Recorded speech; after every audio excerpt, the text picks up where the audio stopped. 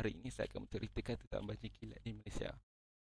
Ini adalah subtopik saja, iaitu kawasan banjir kilat di Malaysia, faktor dan kesan dan langkah mengatasi banjir kilat tersebut. Kawasan banjir. Pertama ialah banjir kuning di Kelantan. Banjir kuning di Kelantan yang kita tahu pada tahun 2014 ialah tragedi bah kuning paling besar sekali banjir dalam Malaysia ini. Dan bercecah sehingga 200 juta ringgit bagi negeri Kelantan itu kerugian. Yang seterusnya ialah banjir tembenung di Johor. Walaupun banjir itu tidak berat dan tidak nampak berbahaya, namun banjir tersebut terjadi akibat daripada pertembungan air laut dan juga pertembungan air sungai dan menyebabkan air tersebut tidak bergerak dan tidak dapat mengalir. Dan kerugian yang dicatatkan lebih daripada 100 juta. Yang seterusnya ialah banjir kilat di KL dan Selangor.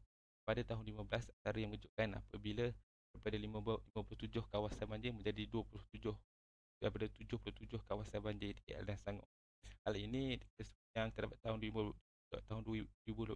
tersebut, daripada benteng yang ada di Selangor dan KL itu ada 5.5 meter dan air naik sehingga 5.6 meter. Dan yang terakhir ialah banjir di Pulau Pinang. Banjir yang di Pulau Pinang yang terjadi mengakibatkan 5 orang mengorbankan 5 orang meninggal dunia dan termasuk 4 warga emas. Apa yang terkejutkan lagi apabila feri yang besar dipukul ombak dan naik sehingga ke terminal sehingga 3 meter. Terusnya untuk faktor dan kesan banjir kilat. Faktor yang pertama ialah faktor semula jadi. Faktor semula jadi ialah peningkatan air laut.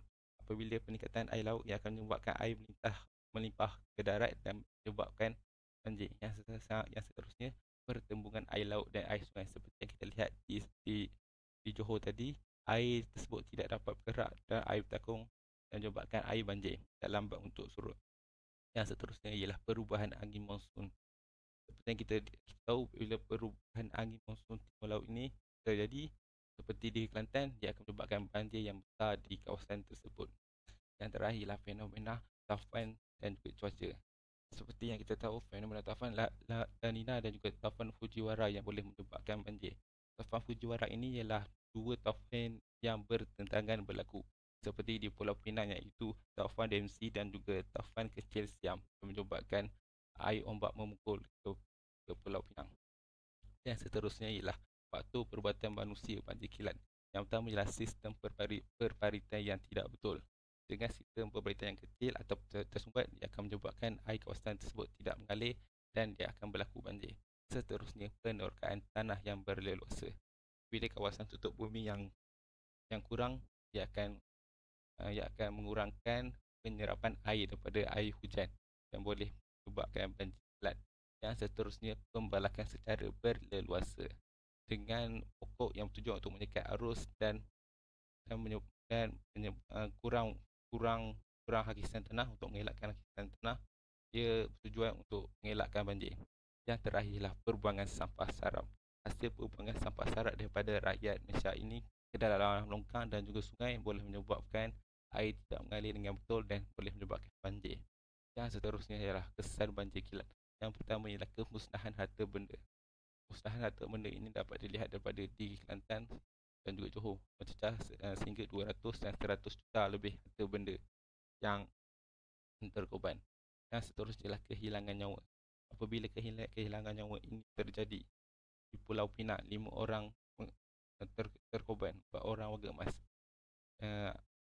Dan yang seterusnya kehilangan tempat tinggal. Apabila banjir berlaku, bagi rakyat Malaysia yang tidak dapat menyelamatkan tempat tinggal mereka dan menyebabkan mereka kehilangan tempat tinggal. Dan yang terakhir ialah langkah mengatasi banjir kilat. Yang pertama ialah perlu melakukan perparitan yang besar. Apabila ada perparitan yang besar, ia akan menyebabkan air mengalir dengan betul dan tidak tersangkut. Dan yang seterusnya ialah mengatakan undang-undang. Langkah ini bertujuan untuk pembalakan yang terjadi di Malaysia. Seperti yang kita tahu, apabila pokok tiada, ia akan menyebabkan hakisan tanah dan boleh menyebabkan banjir kilat seperti di KL dan Selangor. Yang seterusnya ialah mengurangkan penggunaan tanah. Penggunaan tanah ini bertujuan untuk menyerap air ke tanah dan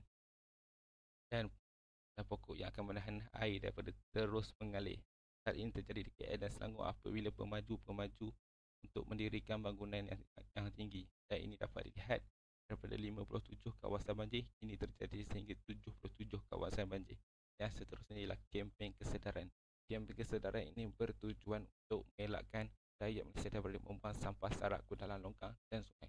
Yang seterusnya wujudkan beg, benteng dan juga ban. Dengan adanya benteng dan ban ini, dia akan menyekat air daripada terus mengalir. Itu sahaja. Sekian. Terima kasih.